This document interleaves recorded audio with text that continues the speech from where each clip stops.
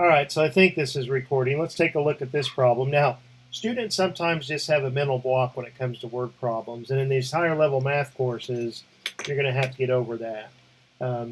Many of the courses, the problems that we'll see in this class will be word problems, and for your future math classes, they will oftentimes be word problems. And one thing that you want to do is to make sure that you read the problem and understand it well. Sometimes read the problem twice, and when possible, make some type of a sketch or an illustration that will help you understand the problem maybe a little bit better. So let's take a look at this problem and then also the sketch here and see if it helps us to understand this problem a little bit better. We have Bob shot an arrow from the top of a 120-foot cliff. The arrow's distance above the ground below can be modeled as a function of time in seconds. That is, h of t is equal to negative 16t squared plus 96t plus 120. When will the arrow be 184 feet above the ground below? Round to the nearest tenth. So we will be able to use a calculator on this and give a decimal approximation. So let's take a look at this picture and see what's going on here. We have this terrible drawing here of Bob and this cliff. What's in brown here is a cliff, and we have Bob on the top of this cliff. And the height of this cliff above the ground is 120 feet. So here's Bob, and Bob shoots an arrow. Well, what goes up must come down, and the path of this arrow, you can visualize it like you've thrown a ball up in the air before. It follows the path, a parabolic path. It kind of looks like a parabola. That's why this equation is t squared, is that a parabola does model this very well. So there's going to be two times possibly when the height is 184 feet above the ground. The arrow goes up and it reaches its vertex, some maximum height, and then on its way down. So unless this 184 just happens to be the very peak height, the vertex of this parabola, then I think we're going to get two solutions. I think that after Bob shoots this arrow, it's going to go up in the air, and initially it's already 120 feet above the ground. So in just a matter of a fraction of a second, depending on the velocity of that arrow, it's going to be 184 feet above the ground and traveling upward. And then that arrow is going to reach its maximum height, and it's going to turn, and it's going to start to fall back down towards the ground. So at some later time after he shot the arrow, on its way down, it'll be 184 feet above the ground for a second time, and that's going to continue and fall and go all the way and hit the ground. And the ground we're saying is 0 feet. All right, so this equation, remember that functions have input and output. The input into this model, into this equation, is time, the length of seconds that after Bob shoots the arrow. So as time passes, this arrow is moving through the air, and its height above the ground is going to change. We want to know what values of time, how long after he shoots the arrow, will the height be 184 feet. So that's the output, that's the left-hand side of this equation.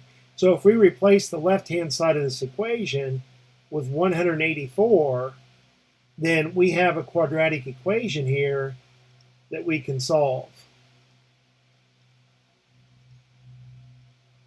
All right, so let's get this quadratic equation set equal to 0. Let's subtract 184 from each side.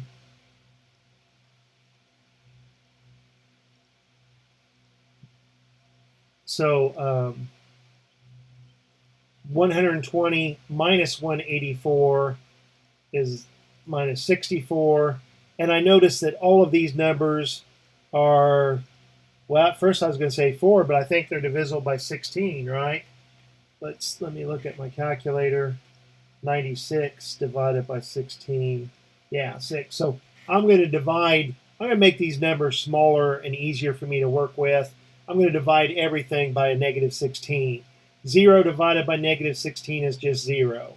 Negative 16 divided by negative 16 is 1. So I just have 1t squared.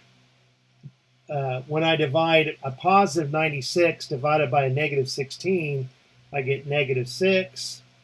And when I divide the negative 64 divided by negative 16, I get a positive 4. All right, so I don't believe I can factor this, but I can use the quadratic formula. Let's take a look at the discriminant. B squared minus 4ac. A, B, and C. A is 1. B is negative 6. C is 4.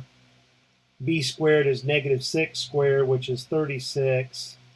Minus 4 times 1 times 4. That's 36 minus 16, and that's 20.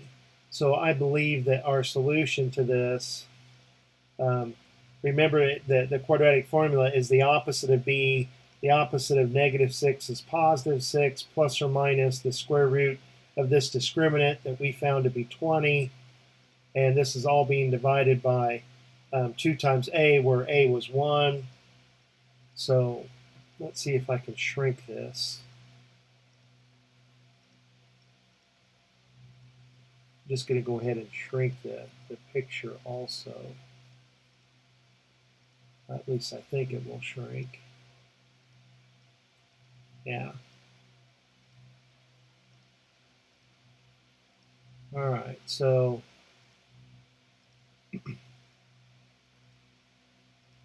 the square root of 20 can be simplified to 2 radical 5.